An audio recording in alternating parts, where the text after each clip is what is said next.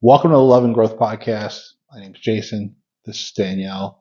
And today is a little bit different in the sense that it's a topic that we dealt with before. We don't deal with it as much, but basically the flip side of one-upping the other person, which is basically going tit for tat.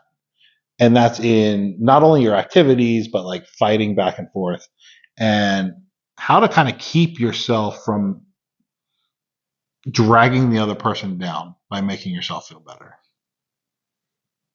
Yeah, I know I'm guilty of that. We both are. And I think that's one thing that admitting that is really hard. Because I know for me, when we really started to feel this, we really started to go back and forth with it. The idea was we were keeping score. Mm-hmm. The idea was you were doing this, I was doing this. If you fell off of this, I would point it out. If I fell off of that, you pointed it out. And we always tried to make the other person feel bad, even though we still weren't doing all the things that we needed to do. Right. Well, I think I was the one who was mostly guilty of this because you would bring something up to me where I was lacking. And I'd be like, well, you didn't do this and you didn't do that and you do this and you do that and you treat me like this. And so, and then you'd always be like, stop going tit for tat and just listen. Right. And it was like, I couldn't accept that criticism without like knocking you down worse than me. Yeah, I mean, it wasn't even just knocking the other person down. It was almost coming from a place of like, how dare you call me out? How dare you do this? Like, how dare you point how dare you point something out that's right in front of you? And it wasn't even that you weren't like doing things. And I think that's where we started to take things personally, that like you were doing a lot of things. Maybe just one thing fell off, but it was something that either you said you were going to do or we had both talked about doing, just kind of like you said, like, but it was just that one thing. So I think the flip side of it, where I came from, was when it would happen to me and I would get tit for tat over it. It was like, don't you appreciate all the stuff that I do? And I think that's where you were coming from, where you're like, but I do this and I do this and I do this. And you don't even, like, you're not even here. You're working. Like, what do you have to say about anything? Mm-hmm. So I think the idea of it, just almost making yourself feel better, was more of just the deflection of it all. And I think from my point of view of it was like, I'm not saying you don't do anything else. Like, I never wanted you to feel like I never thought that you did anything else. And I know it would come across that way. And we fought about that and we talked about that. That it was like, it's not like I don't appreciate all the things you do. Right. Like to me, I was like, oh, you're only focusing on the one thing I didn't do out of the day, but the kids are still alive and the baby's bathed and dinner's cooking and homework is done. But yeah, focus on, the laundry's not done and you have to go commando. Like, I don't know. Like what? Well, nobody really complains about that. But I think besides that point, it's just like, we have to really be careful about how we portray things and how we talk about things. And the tit for tat or the keeping score aspect of it goes well beyond just chores. Yeah, it could be gifts. It could be like, oh, well, I did this for you. Yeah. And you didn't do anything for me. Like, does it matter? Yeah, I mean, it can leak through every aspect of your relationship. Mm-hmm. It can go, gifts, taking each other out, initiating sex, doing this, doing that. You told me you wanted to do this. You told me you wanted to do that. Or I told you I wanted you to do this. And I think that creates such a misconception or a misexpectation of what each other's at, so that it's real quick to fire off at somebody to be like, well, you didn't even do that. Like, you don't even give a shit about me. Right. And from your perspective, taking it as like, you don't appreciate anything you do. But from the other person, it's like, but wait, we talked about that. Like, now it's like, well, maybe she doesn't even care about it. Maybe she doesn't want that. Maybe she's not interested in that. And then that starts a huge downward fucking spiral of like, well, am I not good enough? Does she not want to do that for me?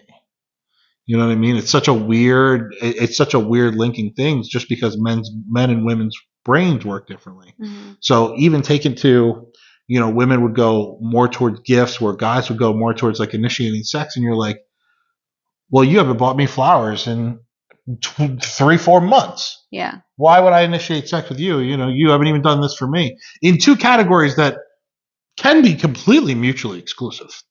Right. But, well, and that's the thing too. Women do have a tendency to use sex as like a weapon. Yeah. I mean, it's a pretty powerful one. Why wouldn't you at that point? Well, you didn't do this, so now you're not getting any. Right. And that's a terrible way to do it too. No offense, guys, you don't have that power. So just get over it. If you do, like, there's probably other stuff going on too. But like, yeah, that can be used. And I think that's like the most extreme form of keeping score, because then it's like, well, I didn't take out the trash as fast as you wanted me to. Well, he's not getting any tonight. And that gamesmanship of like, well, if he didn't do this, then I'm not going to do that. And then you're not going to do this, and you're not going to do that. Where does it end? Right. Like, how far are you willing to take that game until you're both just like, I'm tired of not talking. Yeah. Because we would get to the point where we were just like, we're just not talking. Yeah. Like, you're going to act this way, means you don't give a shit about me, means you don't appreciate me, blah, blah, blah. And then we would both be like, I don't understand you. That's the end. Yeah. And we would just go to our neutral corners, and that was it. And I think that was such a horrible way to do it, because it was almost like we didn't have the tools to even deal with that. We just knew like we were going to fight, and we were going to fight. Yeah, we didn't know any better. Right.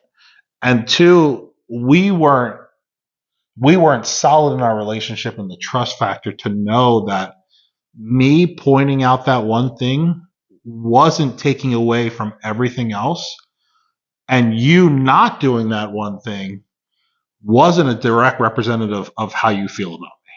Right. But, I would take it as, yeah, that is like you're attacking me, and then I would like either knock you down, or I'd have to say like you didn't do that, so you can't be mad at me that I didn't do that. Right. And it was almost like, even in an argument, like even when we were fighting over it, it was still like, I have to be right. You're not winning this argument. Like, I have to be right. I have to take the win here. Right. So it's like you even try and one up in the argument about one upping. Right. And it just keeps going, because what happens from there is not only does nothing get rectified, but that game carries on. Because even when you come back together and you talk and you quote unquote make up, whatever it is, whatever that looks like for you, what it looked like for us at that time was almost like we just got tired of not talking, and then we just wound up talking again. So we never even resolved the previous issue. So all we did was take a halftime, and then we would jump right back in the second half, and we would go back to the same thing. And it was like, well, this is this, and this is this, and you're this, and this is that. Like, when was it going to stop? And we did that for a while. Yeah. And I think that drove such a huge wedge between us that it was just like, it almost got to the point where we wouldn't even say things because of how it would trigger the other person. Yeah, you got to the point where it's like walking on eggshells. Yeah. Because it was like, oh, well, how's this going to turn into a fight today? Oh, how's that going to turn into a fight tomorrow? Oh, well, Here goes that one. Like, and then you were walking on eggshells and afraid to actually go to your partner. Yeah. Yeah, it made things really difficult. And it's tough to think back about all that time now.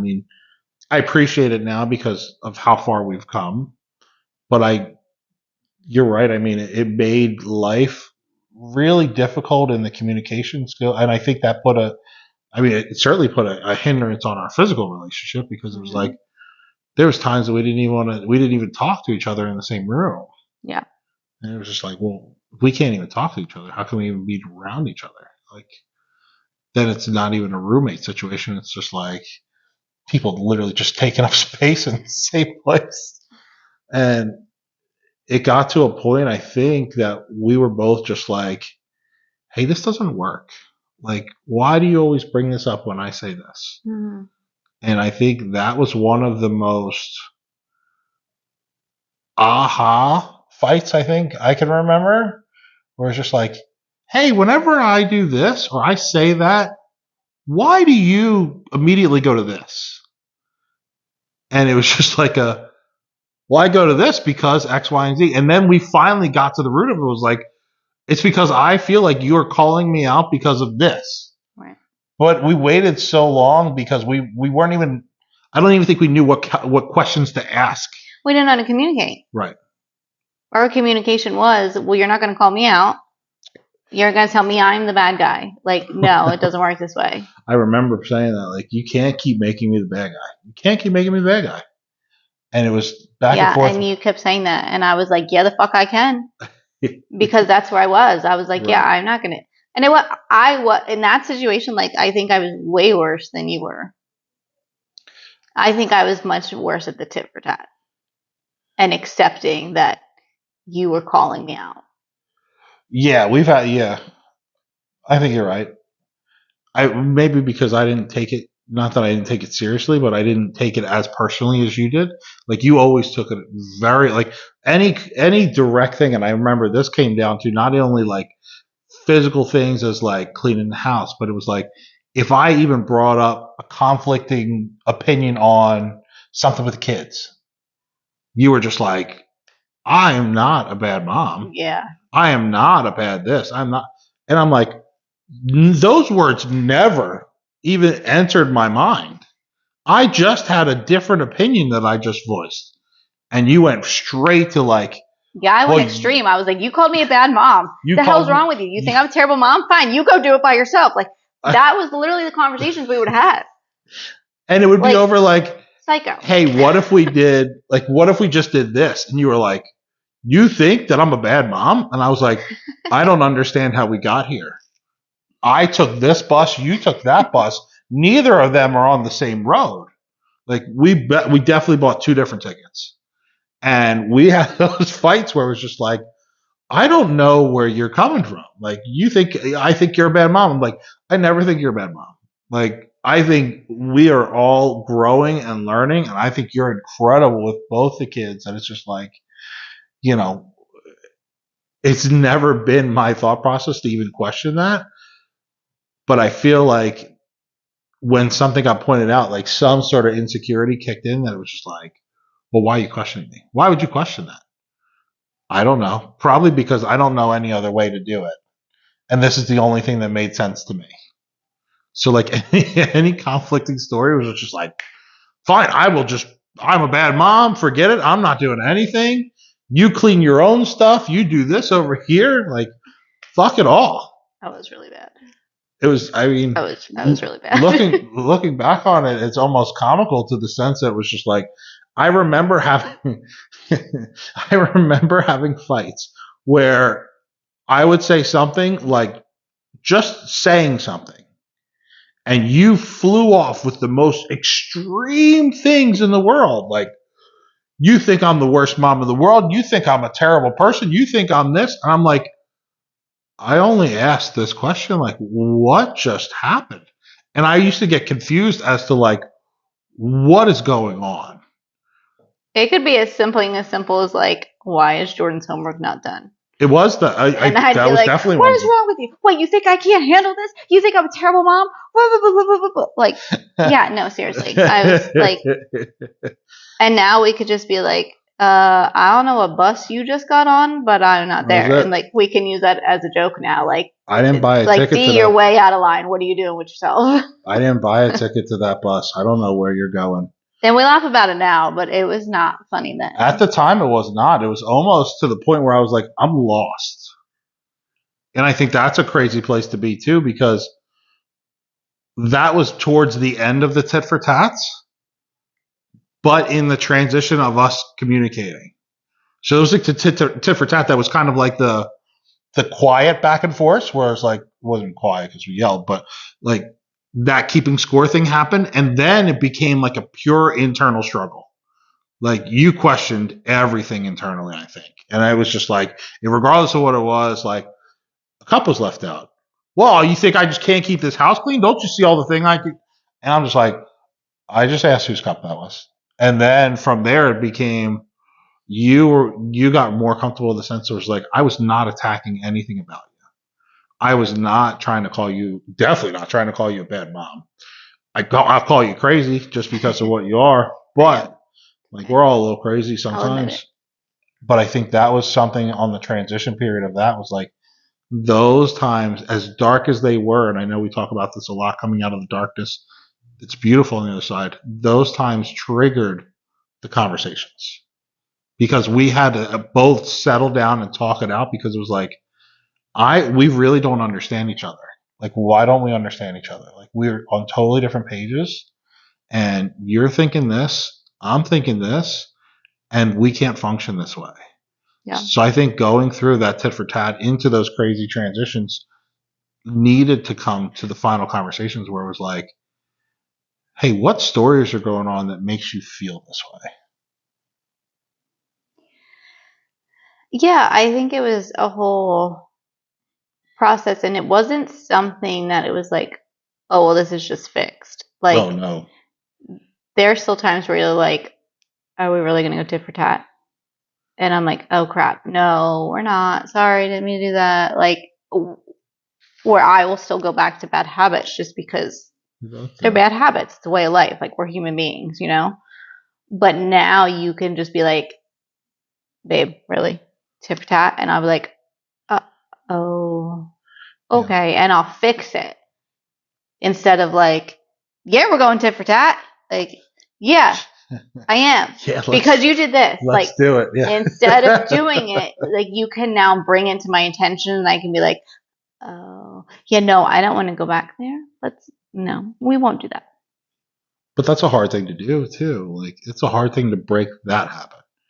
And I think only through like all the growth that we went through and all the struggle that we went through and the pain and the fights and all that kind of stuff, back to the building of the trust between us to say like, I don't want to hurt you, either physically, mentally, or emotionally. Like, it's not my goal. So once you could believe that I didn't come at you like that, so when I was saying something, it might not have even been directed at you. I might have just said it out loud, and like you immediately took that trigger. And it was just like, once we got to that point where we realized, hey, you don't want to hurt me. You're not blatantly trying to push me down. You're not blatantly trying to make me sound terrible. We were able to open up the conversation walls where it's like, hey, what's going on? Yeah, and I think a lot of that was lack of trust and being hurt. And I think I kind of use that as like, well, you hurt me, so you can't call me out on anything, and I'm just gonna like defend every single thing and tell you how terrible of a person you are because I don't like you. Yeah. Because I didn't like you at that time. No, not at all. I didn't like me at that time. I loved you, but I didn't like you. No. Oh, yeah. And so I think I use that as like almost deflecting everything back to you, deflecting everything back to when you screwed up. So that it was like, don't call me on any little shit that I do because you were the ultimate, you know? Yeah.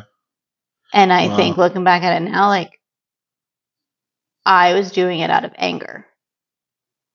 Okay. I can see that.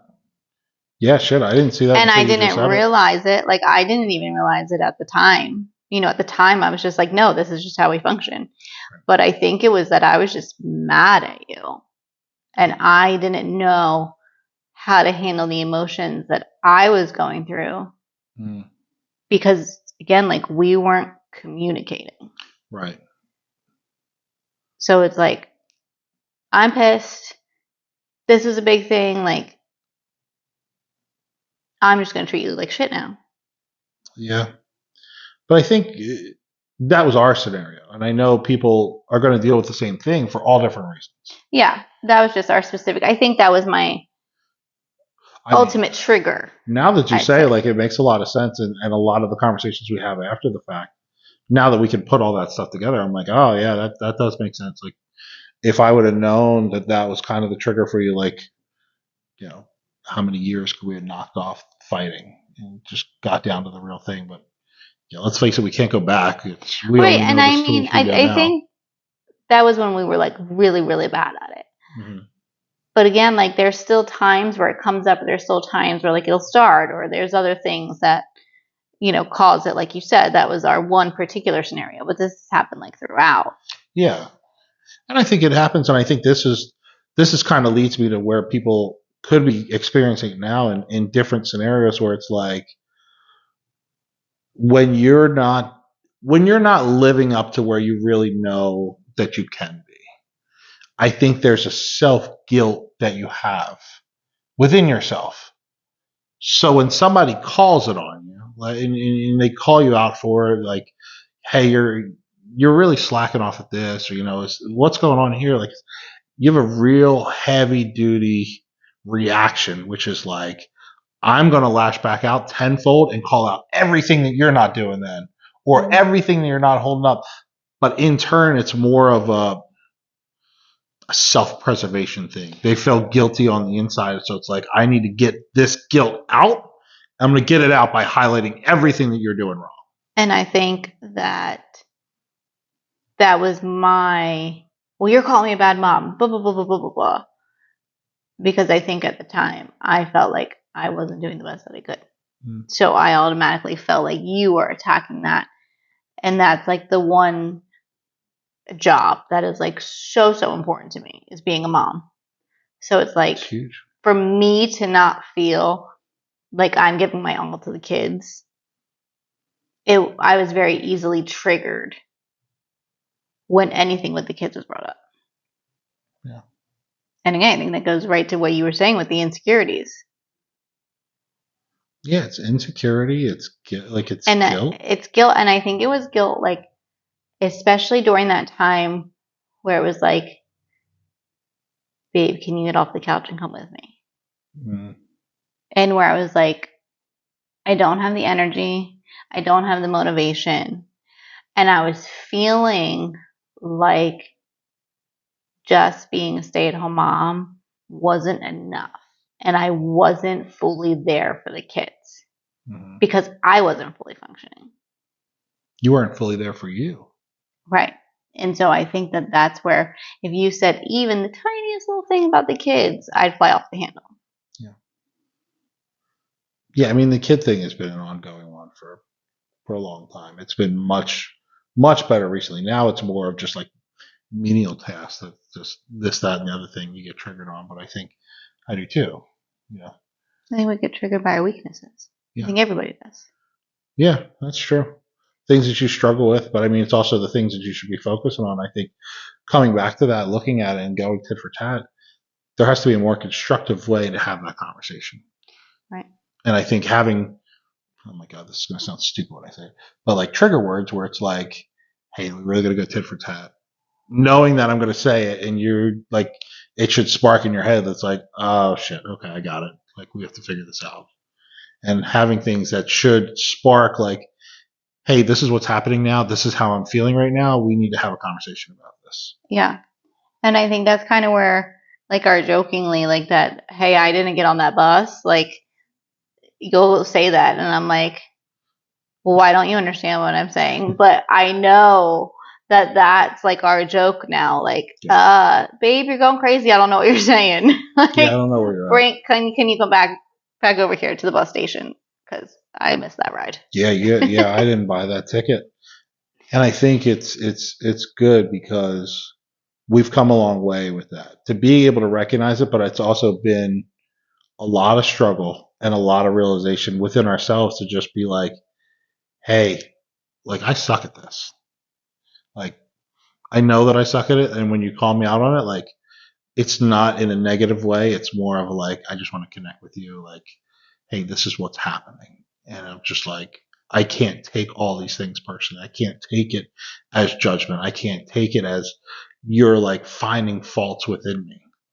And I think being able to go that route and being able to have those conversations and being comfortable to know that you are not using those things against me, my shortcomings or the things that are struggling, like knowing that you're not using those against me and you're actually trying to have a conversation and trying to make things better, really has to be made clear time and time again. And I think that that's where that weaponization comes from, right? That keeping score, that tit for tat. Mm-hmm.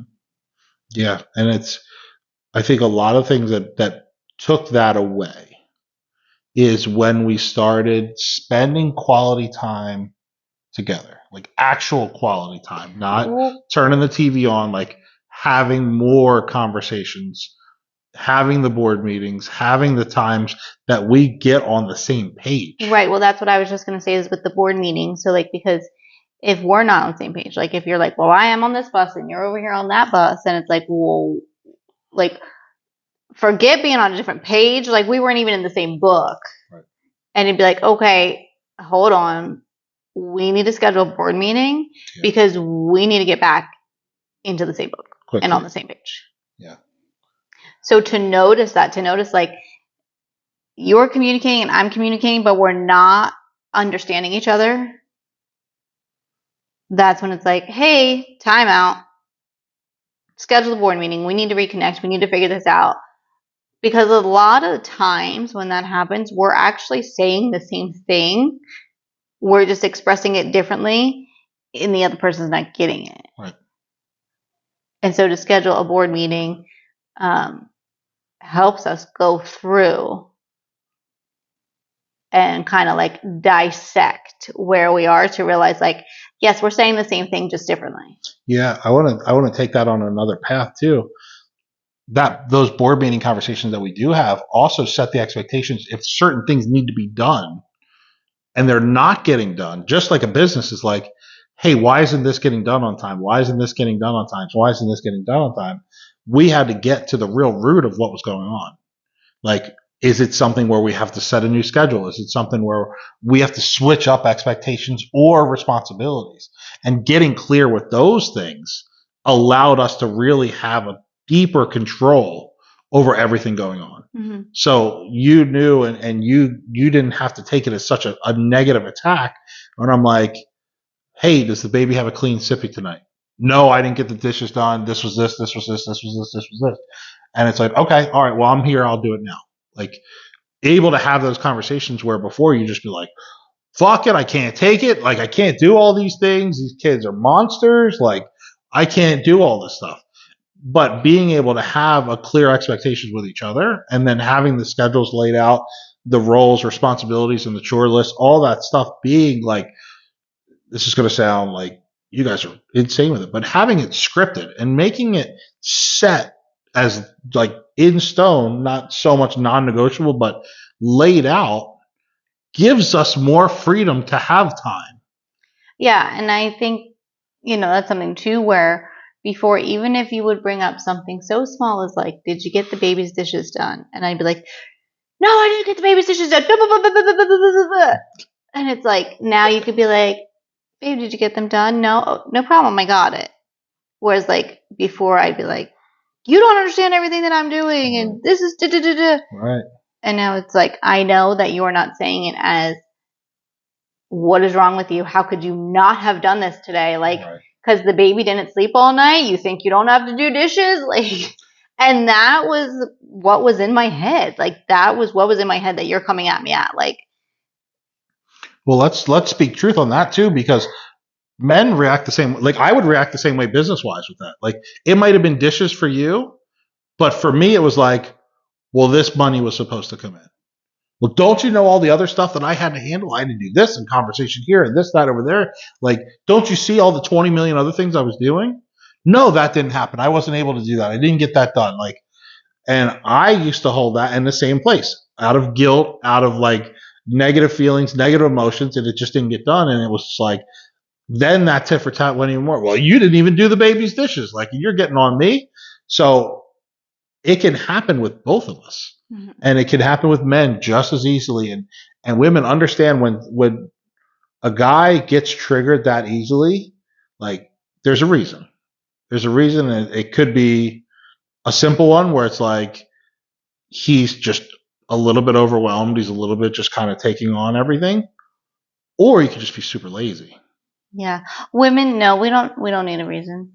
No, you don't need a reason. But guys, we're just, we're crazy. We can blame it on hormones. We can blame it on our periods. We can blame it on not sleeping. Women don't need a reason. Sorry, No, man. Hate to tell you. it's better if it's better if you do. Then you can fix it.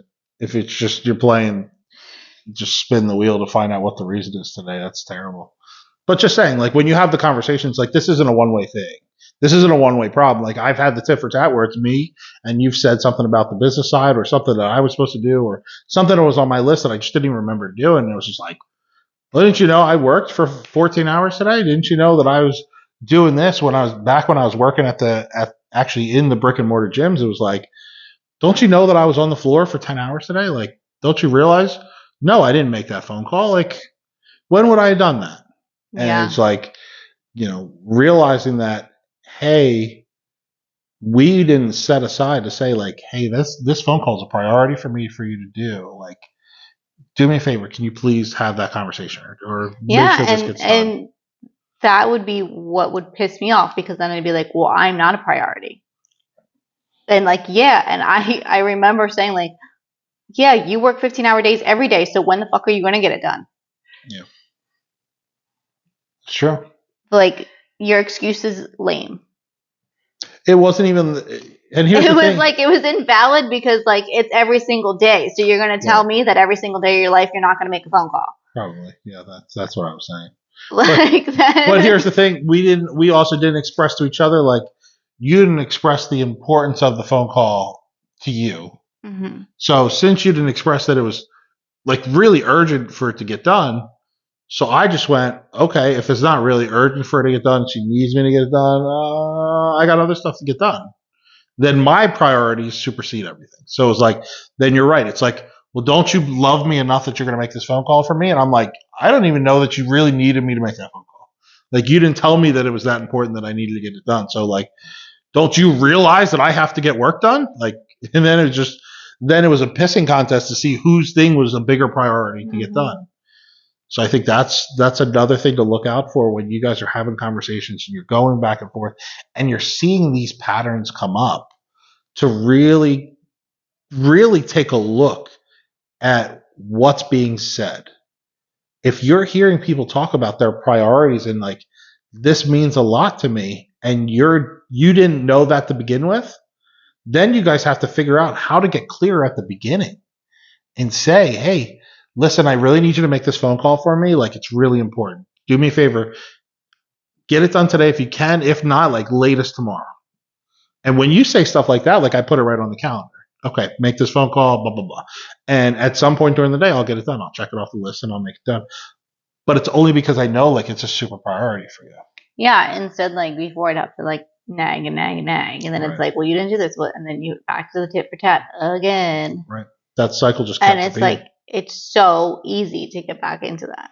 Right. And I think the only way that we stopped it is like one, being conscious that we're doing it. You had to realize it. Yeah. And like I said, like now I can allow you to call me out for it and not automatically go into like you're attacking me. Yeah.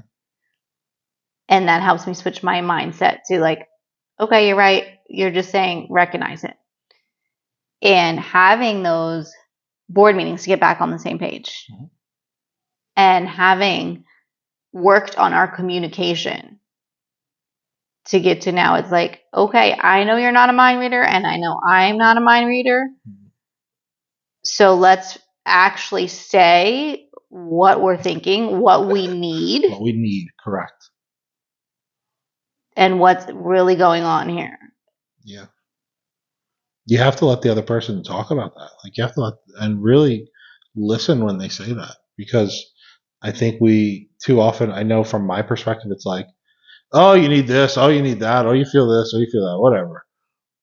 But there's truth in the matter where it's like, hey, this really does, like, this means something to you, even though it might mean nothing to me. And this is going to be such a weird thing to say about it. But it was like, to the wedding, like the wedding was not a big deal to me. Like getting married was not a big deal to me.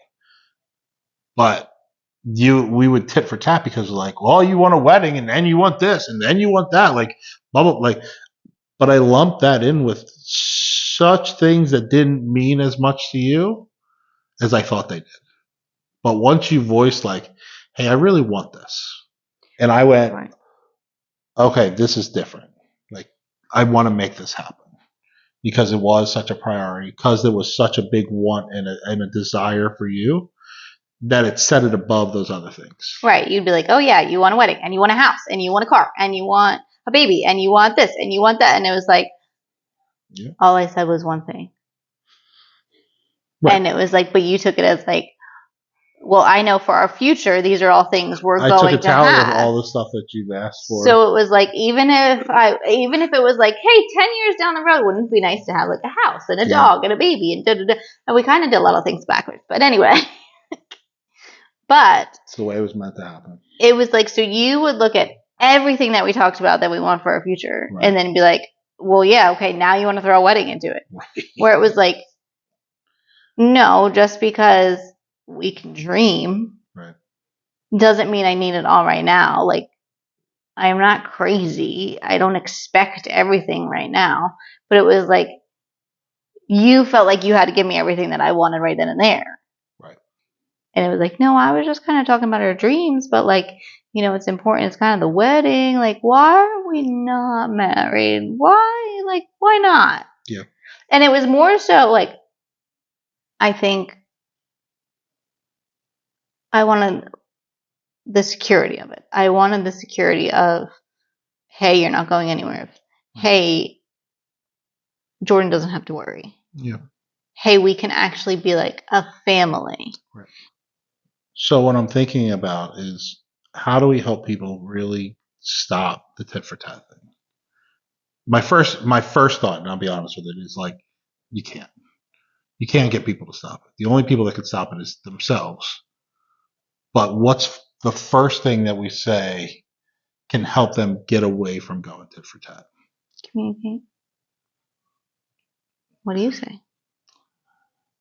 I think communicate is good, but I think, kind of like you said before, like recognize. Like, you have to realize that you're doing it. Yeah, you can't fix something that you don't know that you're doing. Right. So I think communication is going to be a big key, but I think realizing that it's happening and being able to not explode off of it right away, I think is going to be a big key. And then you'll be able to have the conversation.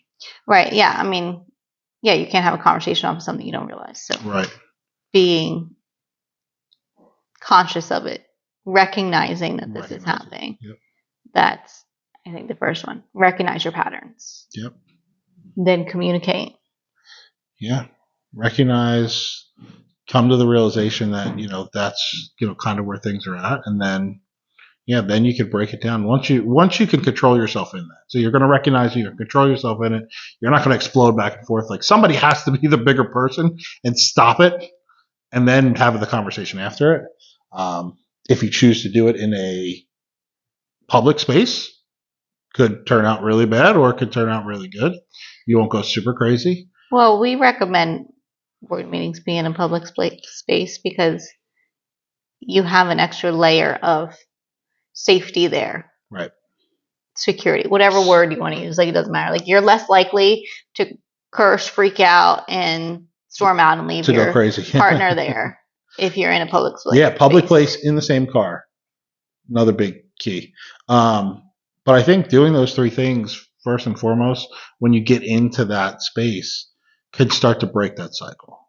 Because it never truly goes away. Because whenever somebody's guilt creeps up, it can pop back up, regardless of what it is, regardless of what the situation is. Mm-hmm. So hopefully today you guys got to hear some of us, some of our crazy stories of what we've gone through, and just realize you're not alone. Like, these are things that we talk about because we've gone through them. We've struggled through them. We've worked through them. Are we the best at them? No. But then again, like, I don't know who is truly the best at anything. No, I think a relationship, you should always be growing. Yeah. I don't think your relationship will ever be perfect in the sense that you don't have to continue to grow and continue to love, because why don't I want to love you even more? Like, we can be good. Like, we're good. We're solid right now. Mm-hmm. But we can always be better. Yeah, 100%.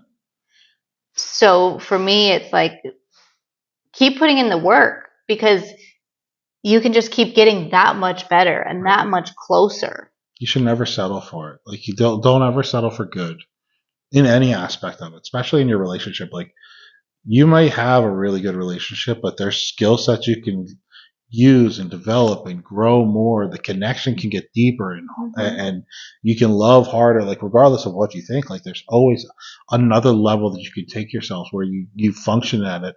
Like it's not to say you're not going to war. It's not to say that you're not going to fight. It's not to like you're never going to get to the point that everything's going to be like perfect, rainbows, unicorns. It's not going to happen.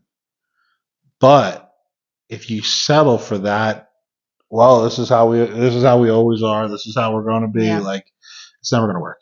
Like there's never enough. There's never enough connection that you can have, and that comes down to like how big do you want to live your life? How hard do you want to love? How much do you want to level up with each other? And I think that's something that I wish for everybody to really go on that journey. But listening to us, I want you to realize like we understand. Like we're on this journey too. We're growing. We're putting things in place. We're leveling up. We're growing harder. We're loving harder. Are there setbacks? Of course. If everything was perfect, we would never get better. The reason that we get better continuously and we grow continuously is because we constantly push each other to be more. We constantly push our relationship to be more. How can we connect more? What are we saying that's triggering these things? How do we make that better?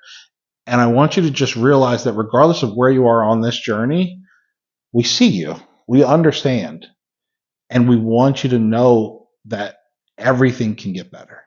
You don't have to get stuck in well, this is how it's going to be. Well, this is how it's always been. Neither person in that relationship needs to settle. If you love each other, then just love more and push each other for more. And hopefully that sets a tone of where you guys are going to go with it all, because we're super excited about some of the things that are coming up and we can't wait to share that with you too. But I think for now, like, just take it from us and just say, like, want more, love hard, just keep pushing yourselves to the boundary and realizing that, hey, the boundary might be here right now, but in 2 years, like, I'm not even going to recognize the relationship we have. So, like, we're good now. Like, we're solid now. I can't wait to see where we're at in a couple of years. Like, we continue to grow, and I wish that for everybody. That's like, I want you to continuously push that envelope, and I can't wait to see all the things that you guys can do together. Yep. Did I miss anything? Keep loving, keep growing. Keep loving and keep growing. And remember, subscribe to the channels. Leave us a review. Apple iTunes, Spotify. Follow us on Loving Growth on Instagram. We're so excited to have you here. And please leave us feedback. We want to know what you guys are taking from these messages. It's tough to just talk one way into a camera. So we really would love to know what's connected with you guys, what you want to hear more of. We love the DMs that we're getting from everybody. Keep them coming. And we can't wait to keep doing this with you. All right. I love you. Love you. Thank you guys so much. We'll talk to you next time.